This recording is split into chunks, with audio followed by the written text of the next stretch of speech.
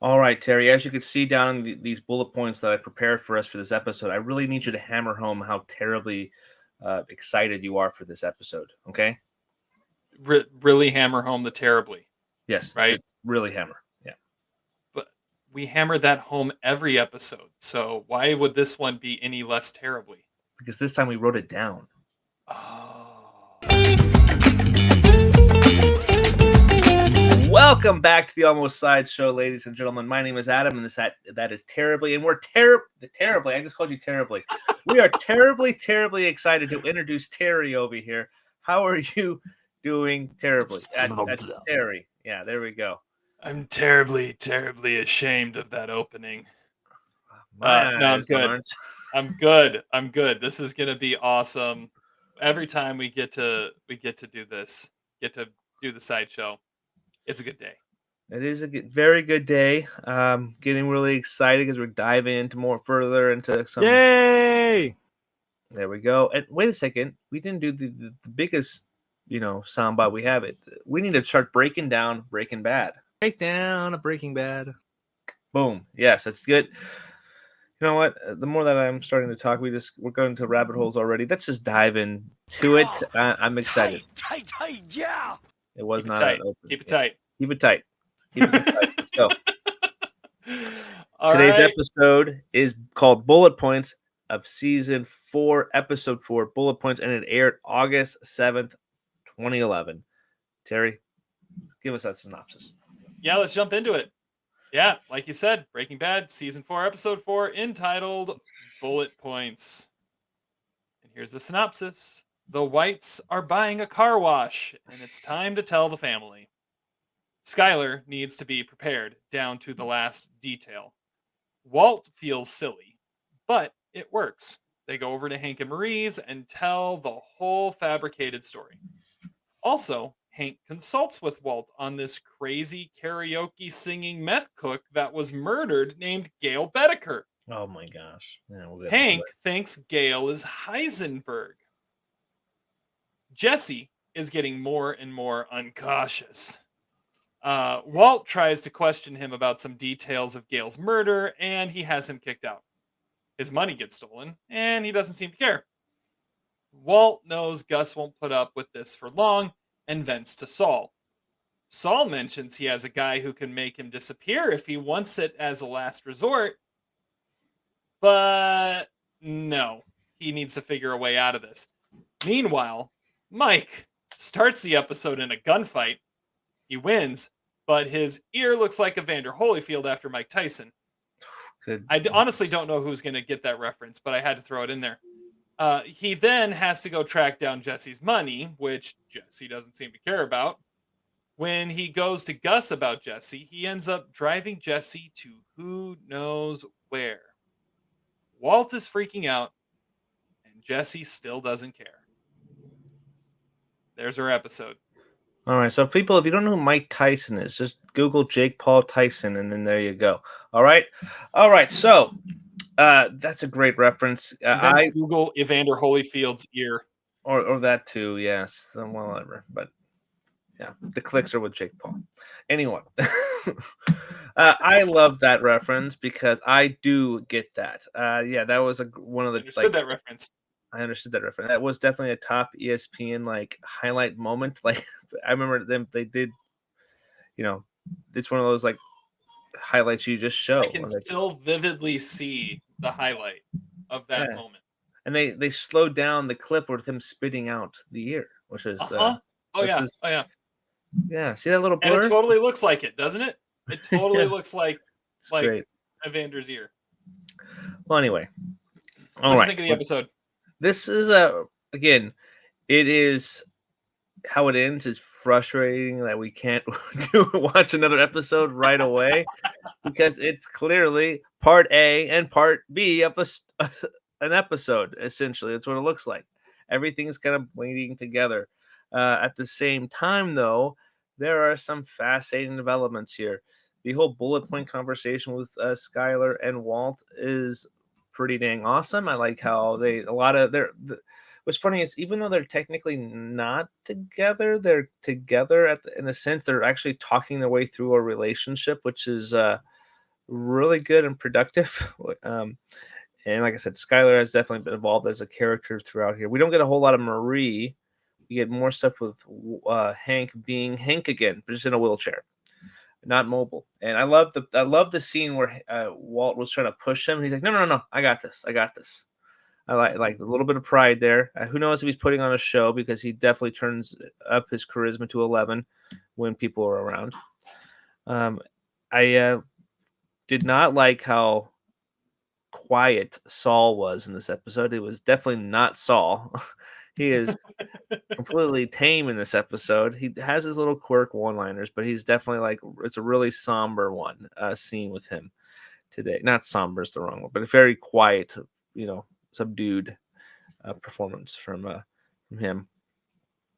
We actually see Gus finally again. And the scene with Mike is, he's like, something needs to change with him. And obviously he's going out to the desert. My theory is that he's going out to the chicken farm, because what else is out really in the desert area? Unless he's going out. My only other thought was that Mike's taking him out to the spot where he took that one guy and put the gun in his mouth to try to like get him to snap out of his shenanigans that Jesse did. So we'll find out that next week. We'll talk about more about that later. But I'm kind of over Jesse's kind of like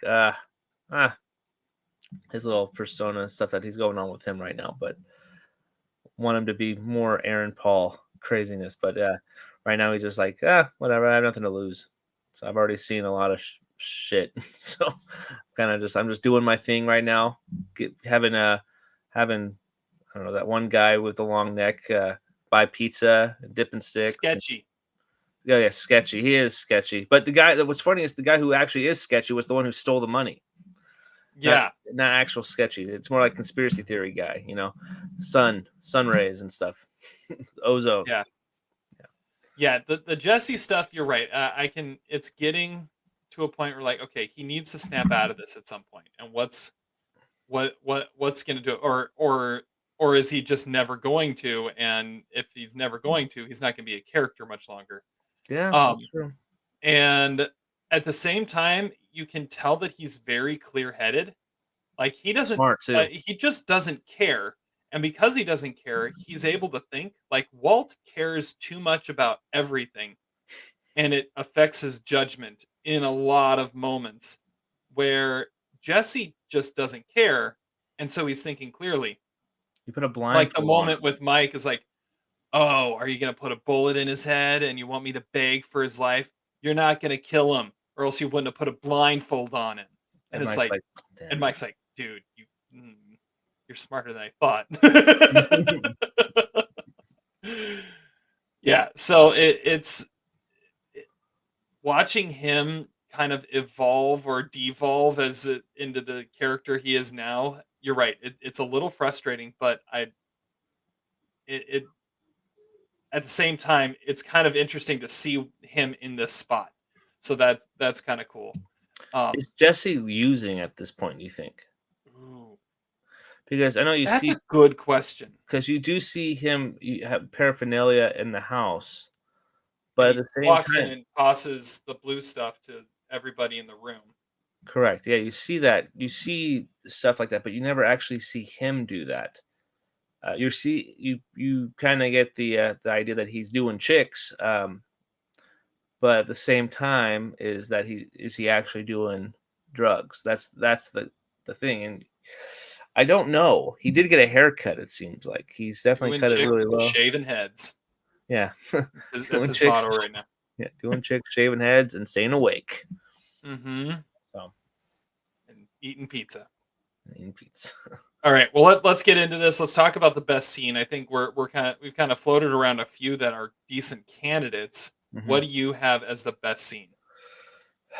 I'm hoping you picked the one I'm my second pick, but my first one here, I have the conversation with Walt and Skylar going over the bullet points. I think there's a lot of fascinating stuff here, and it again, I'm hinted at that they are talking their way through this strong relationship and kind of getting an understanding of each other. I feel like, obviously, She's super prepared, waking up at all hours in the morning to write down bullet points for this conversation and this meeting.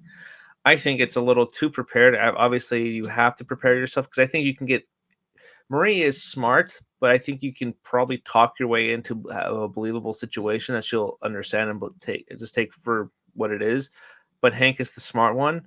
But also, you have to think Hank is also going through some PTSD with himself and some traumatic stuff that he's dealing with. So you may get one over on him from time to time. But I get why you have to be prepared for that.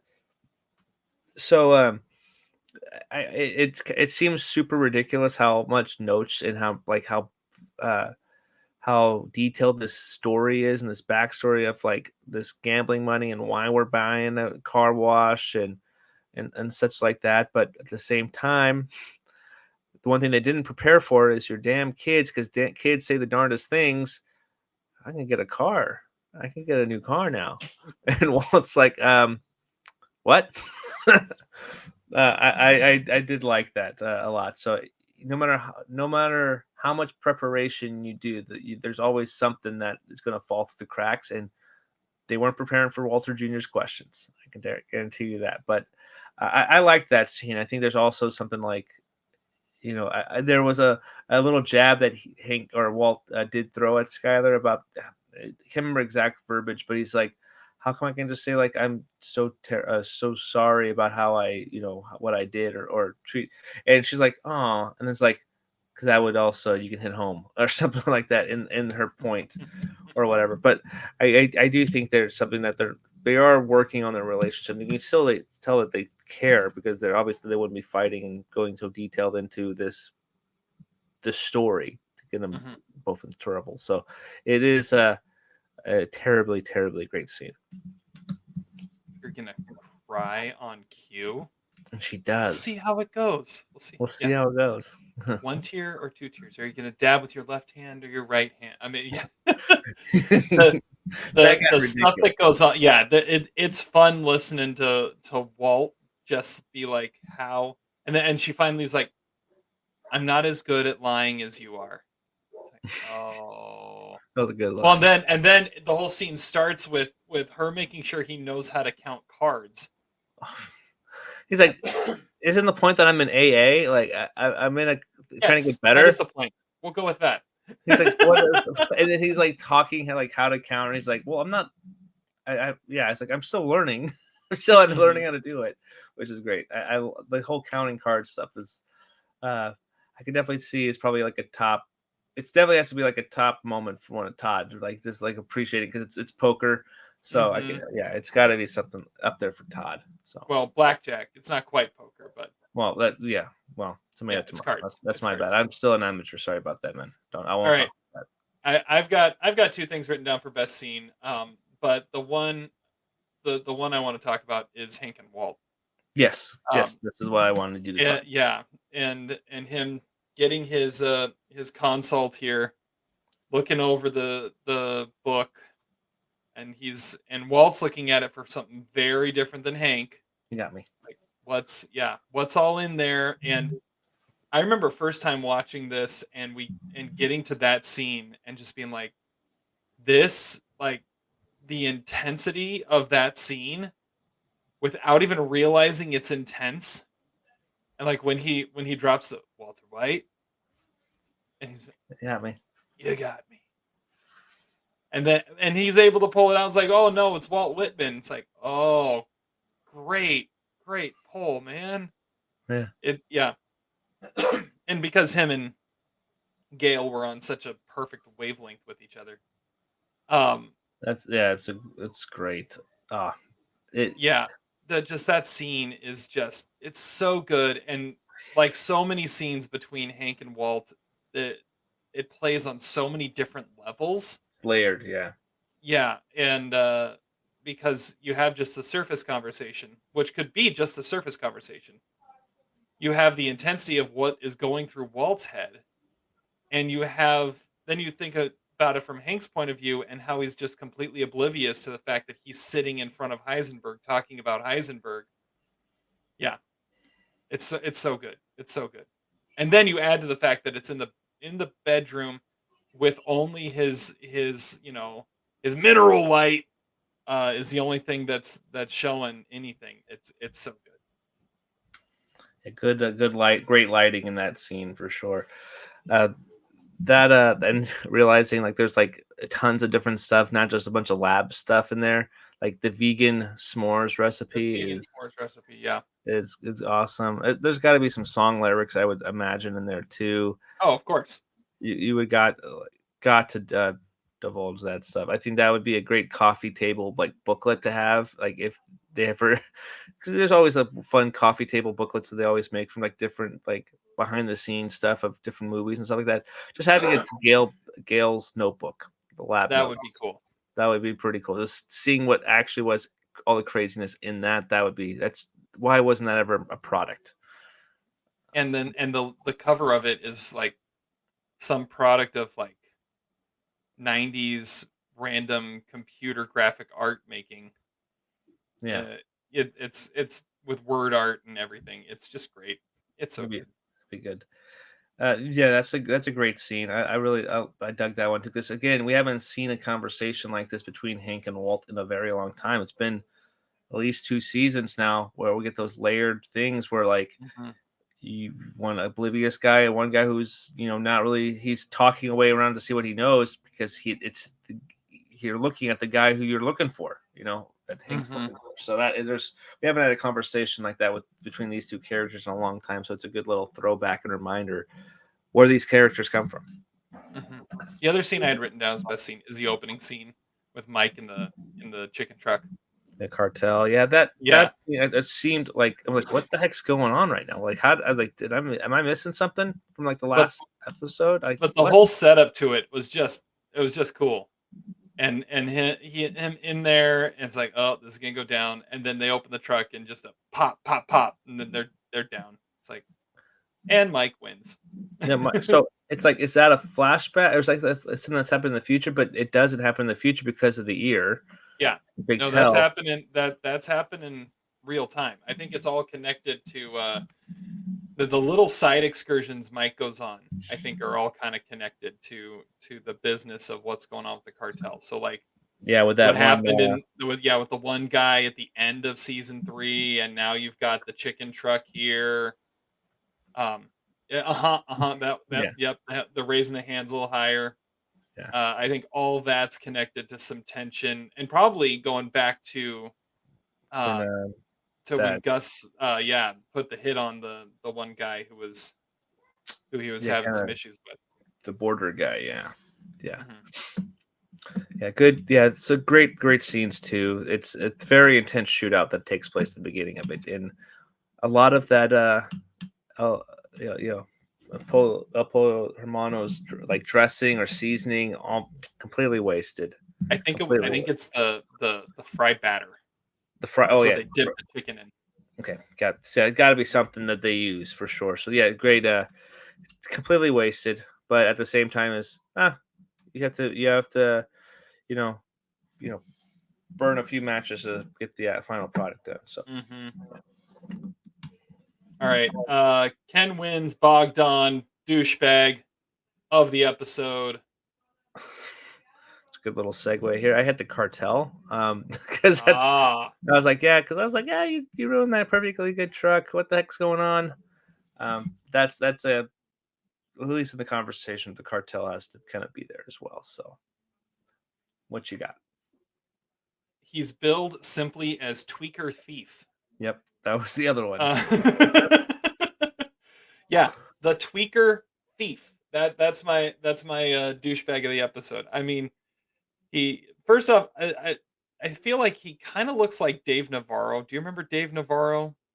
Yeah, Like he's he like a yeah. rock star but turned reality star or Mhm. something or other. Yeah, Yeah. that's why I had him down for familiar face. So because had one of those faces like you look familiar, and that Yeah. now that you've also brought up Dave Navarro, I'm like, yeah, that's kind of it's fitting that it's also a Yeah. familiar face. Yeah.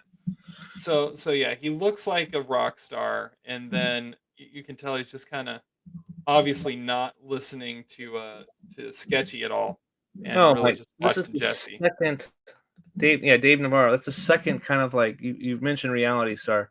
It's the second reference to Ink Master that we've had in the last like season and a half, because I said the one of those really bad actors that were playing the drug dealers that killed the kid looked like one of the winners from Ink Master, which Dave Navarro is the host of. So there Yeah. we go. So anyways, that's my douchebag, the tweaker thief. Yeah, good. Okay. Good call. The Pink Man Stick Man award for this episode, I gave it to Mario Kart because I mean, if you want to get a girl in your bed, just offer her some Mario Kart, and you know All anything can right. happen. Okay. Nope. That wasn't Mario Kart, my friend. Oh, come on. It looked like Mario Kart. But you have to look at the controllers. That was a not. Yeah, that was Sonic and Sega Racing. Yeah, it's a Sonic racing game from 20. It was So 20. Yeah, so what console was that on? it was on multiple consoles, Xbox and PlayStation at that time. It was not on Nintendo. I have a big thing in my flaws. Why the hell is that guy playing a Sonic racing game that wasn't very popular? It came out in 2010, not 2011. There were so many better racing games that you could play in 2011. Like, I'm looking at you, Forza. I'm looking at you, Dirt. There's several other games. Heck, you could even play Cars 2 racing game. Like there's a Cars racing game in 2010, 11. But why are you going back? Why are you dating the show for the Sonic racing game? Granted, it's a popular racing franchise Because for it looks like Mario Kart, and it people does, think it's yeah. going to be Mario Kart without having to get the rights to That Nintendo. yeah, you just have to talk to Sega, and yeah, okay. But I get why it looked like it. 'Cause I'm like, wait, why are they playing that game? That was the one I got caught up on that for a second. I You knew paused the it. game. Like, of course you know the game. That is really MVP of the episode is Adam knowing What the the game was. game that looked like Mario Kart. Yeah, because racing games are the cheap. You can make those games, and they all look the same. You can just put different person's IP on them, and it's super cheap to roll out. And those are annoying. But Well, at the same, I'm gonna keep my Stickman as Mario Kart. well, you should, because Mario Kart. I would, yeah, Mario Kart would be the game that you would get somebody into your bedroom. Yeah, that's the game, not Sonic Racing. Mario Kart's far superior. The Sonic game, it only works when you're high.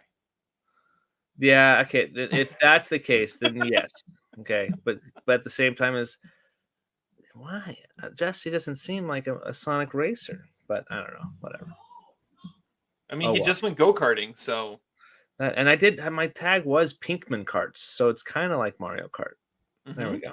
So True. that's my tag last time. So anyway, I respect the pick because yeah, Mario is probably getting it in. So there we go. Whoop-ah! It's a me getting it in.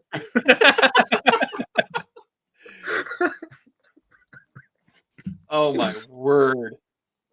Okay. Anyway, we're making that a soundbite now. Yeah, I was gonna say where is the button? Their button's here somewhere. Make that a soundbite. There we go. Yeah. Take that, make that a soundbite. Oh Okay. man, that's good stuff. Okay, well, what's your stick? Radio Gold. Jesse Pinkman. He's back in the saddle, as it were. He probably got it in twice, implied anyway. There was clearly a naked body next to him in one of the scenes. So yeah, that's probably what I'll go with.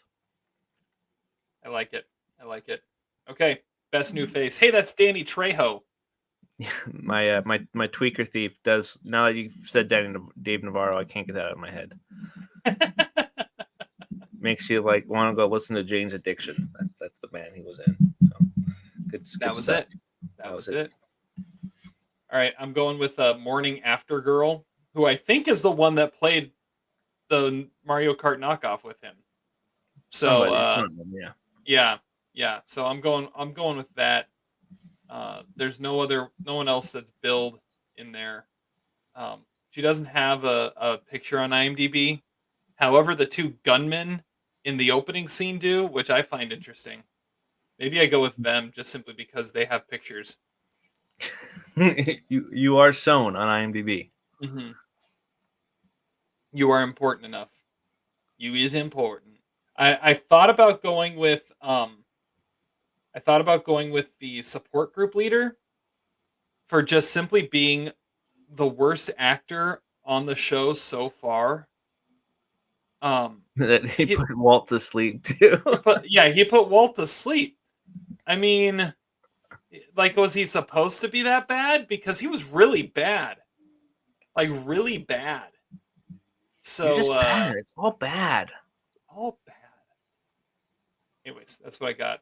That's Go me favorite minor character award. The Disappearer. The guy who can make stuff disappear. You need a disappearer. Yeah. Disappearer. One of those off-camera characters that Saul has created. Come to find out, the Disappearer is just Mike. He just has a different name. I know a guy. Mike. All right, Walter. Where do you want to go? You're the Disappearer? Yeah, this is your get out of jail free card. This is a get out of jail free card. But I'll know where you are.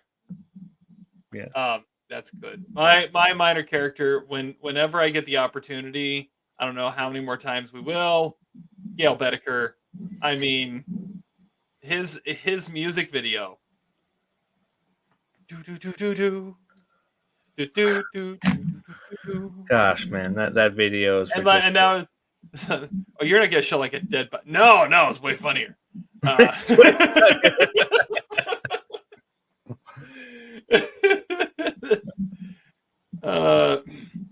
He's just a dead guy with a decent set of pipes. With a decent set of pipe.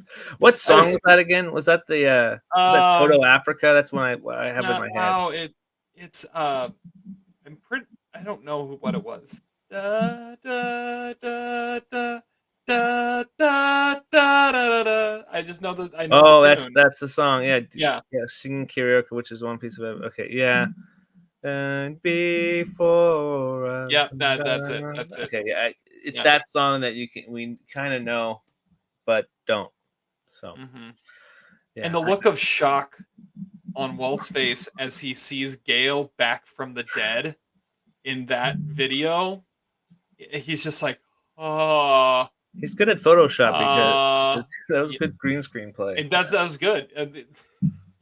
Your MVP is going to be Gale's video editor skills. Yeah, I bet Zach would approve of that too. I think Zach would approve of that MVP if he ever listened to this. He's like, yeah, that he took my class. Yeah, he took my class. Yes, exactly. All right, the Cowhouse dumbest thing said. Okay. I got several here. Don't chop me. That's a good. Don't chop. That's a good one. From that same scene, I have the where's the I slept with my boss storyline. Dude, all that jazz. Warts and all. It's a good one. And she had like the comeback. It's like, at least you still won. I'm just the bitch mom who wouldn't cut you any slack. Like, knife, twist, dagger. Yeah. Yeah. I have also. It's a doozy. Hold on to your hats. This is a doozy. Hold on to your hats. Yeah. I will say I was talking to Todd, and I said, do you have any feedback after listening to the most recent episodes for us? Mm-hmm. And he said one of the things that's interesting about how we've been watching it is how quickly we warmed up to Skylar when her character started to turn. Like, when this first came out, everyone hated Skylar, like just hated her. And I think he said like season 4, she ended up like winning awards for, like she won an Emmy for season 4.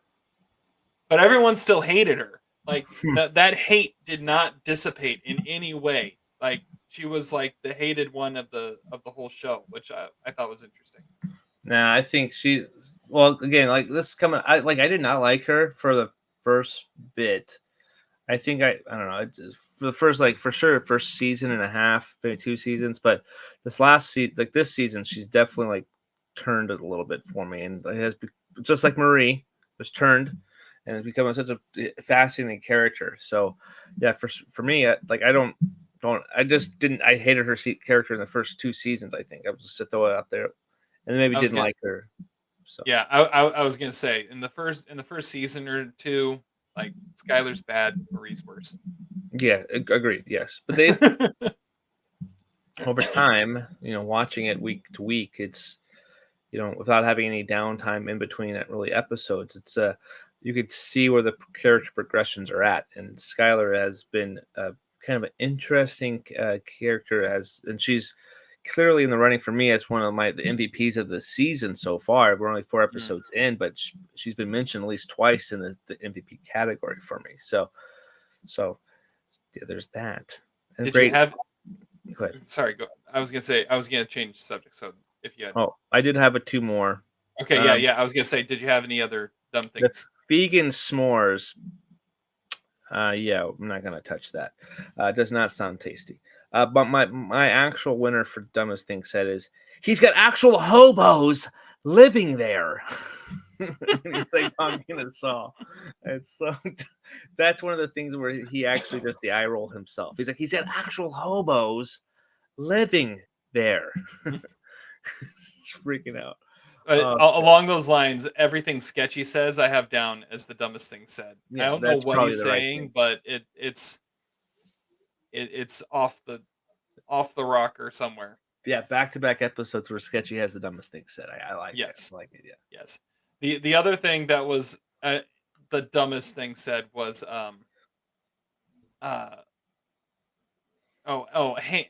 Hank is like investigating us, and he's gonna come after Jesse. And Saul's response is, "What, in a rascal scooter?" That may have sounded insensitive. Insensitive. In a rascal scooter. Oh, it was Good. but it's like, can I laugh at that? I kind of want to laugh at that. That was really funny. Don't worry, I did. Oh, only Saul. Saul's the only one that can say that. Only Correct. one. All right. Problem's outdated besides the fact that it's not Mario Kart. Yes. Well, no, I really hammered home the Sonic thing. I think that's it. Outdated French Connection being a reference in the show. Yeah, I don't think he actually got his guy. Yeah. I haven't seen it though, so I don't know. But anyway, yeah, French Connection being God, you haven't seen the French Connection? The French, it's a classic. Correct. Yeah, I have not. It's a classic. I don't think that's. I mean, that it was 1971. Like the fact that they're referencing it. Oh, it's 40 years old. That's an outdated reference. No, it's a classic. It's okay. They have a few picadillos, but it's a classic. All right. Well, touche on that. Yeah, it's like referencing Casablanca. We all the gin joints. Exactly. He's a cop. Of course, he wants to reference Popeye Doyle. That's true. We still have all those gin joints. I mean, love letters. I meant Paris. Yeah. Oh, don't even start me on that. Don't even start. Okay. Anything else you got? No. Okay. I don't really have anything for this. Me either. I really just stuck with the Sonic thing, and then yeah. Midlife crisis moment. Realizing that you just need people to talk to, especially like things like, "Hey, you need anything?" That's really bold. That's a really crazy story, but mad props for sharing. So he's like, same goes to you. If you need to talk to me, you could bounce something off like a case. Maybe you're working on. Maybe you could bounce that off of me. All right. So funny thing, I had like the same thing written down, but I was thinking of a completely different moment in the episode. I was thinking of him freaking out and venting to Saul because he needed someone to talk to, and the only one he could talk to and be 100% honest with was Saul. And so he goes to Saul's room, his office, and just starts spouting off everything that's going through his head. And then the other thing that I wrote down is when you have that realization of I'm not necessarily this person's first priority, and that comes with Saul when he's going through. It's like I'm trying to protect everybody here. I'm protecting my family, I'm protecting me, I'm protecting Jesse. It's like My name never comes up. I'm not on that list, apparently. My name never comes up in those conversations. Exactly. And that look on his face is like, yep, I'm still in the same position I always am. That's me. So That checks yeah, out. Yeah. that checks out. hmm okay. LVP of the episode.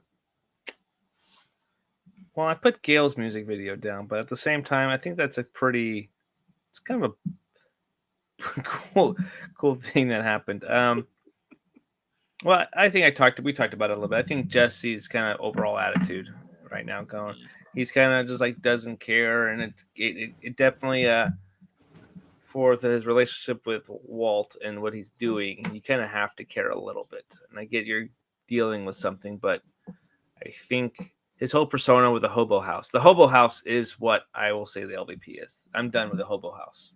Okay. Okay, That's we'll fair. do that. The hobo house and the radio. I'm tired Apparently of everybody else is too. So they all.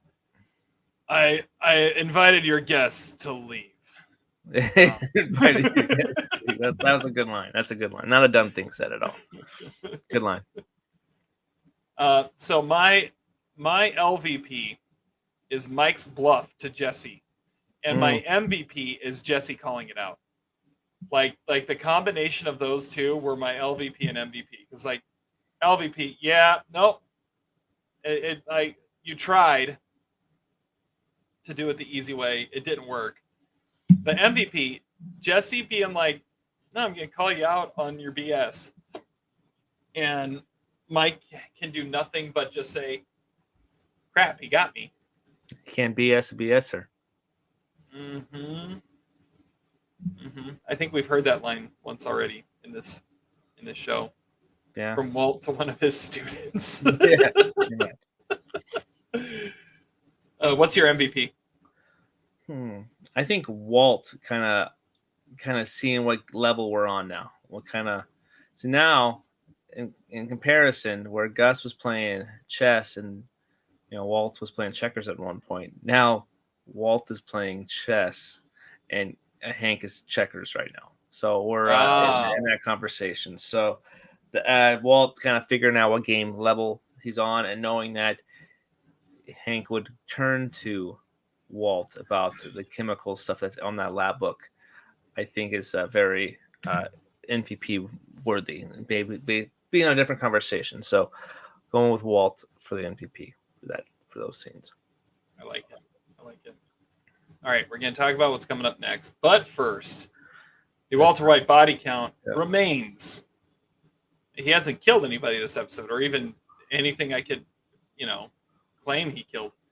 It remains at 1 Amelia, 1 Crazy 8, 1 car, 1 custodian's career, 1 Tuco hideout, 1 lock, 1 uneaten burrito, 1 paper towel holder, 1 back door to Jesse's house, 1 love of Jesse's life, a few burned $100 bills, 1 pepperoni pizza, 1 career in education, 1 meth making RV, 1 beginning of a galeful friendship, 1 fly, 2 kid killing drug dealers, and 1 Gail Bedecker, which means his actual body count remains at, I think it's 5.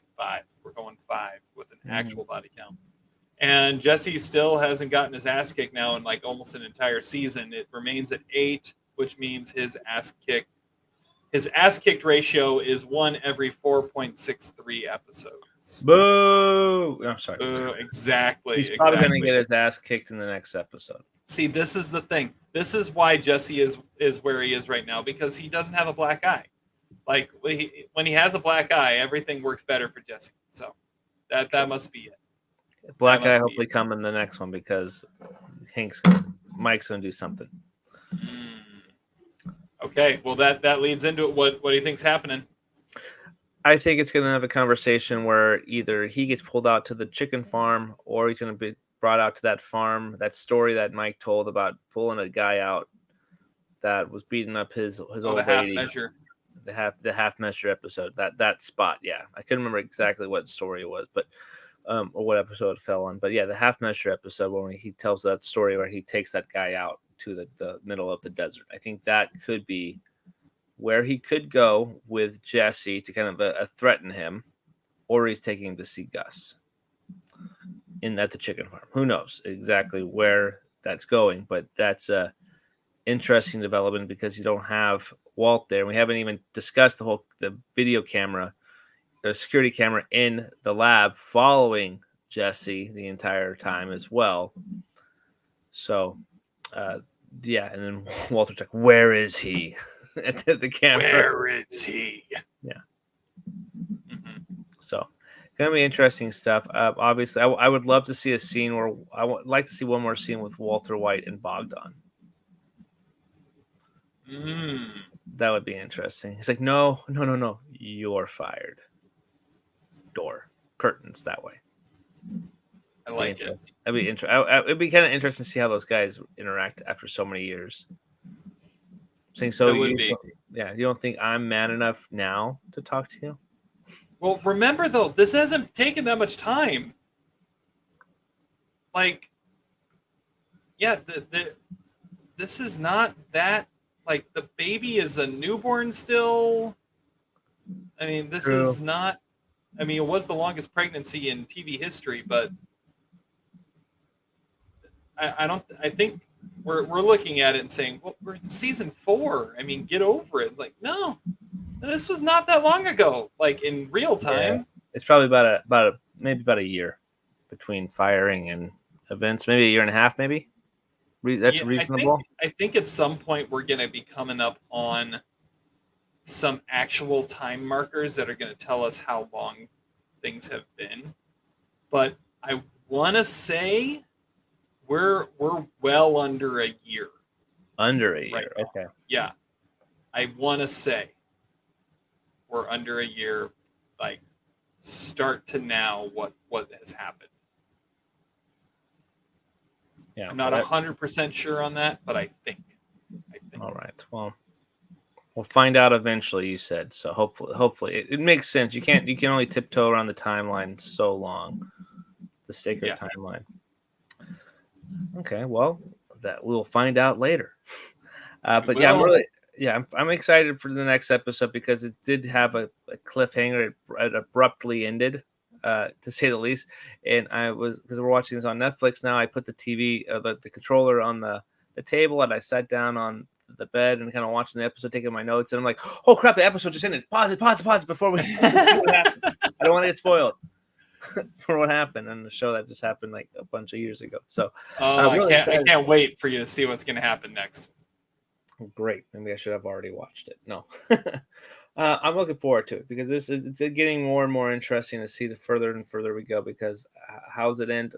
I don't know where we're leading to. It's at certain points. At certain points, I can see stuff happening or should happen, and I'm all aboard for it. So until next week, we will be asking those other tough questions.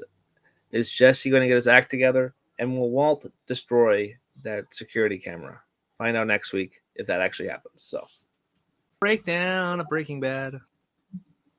Yep, that's All it. right. That's it. Sit and spin.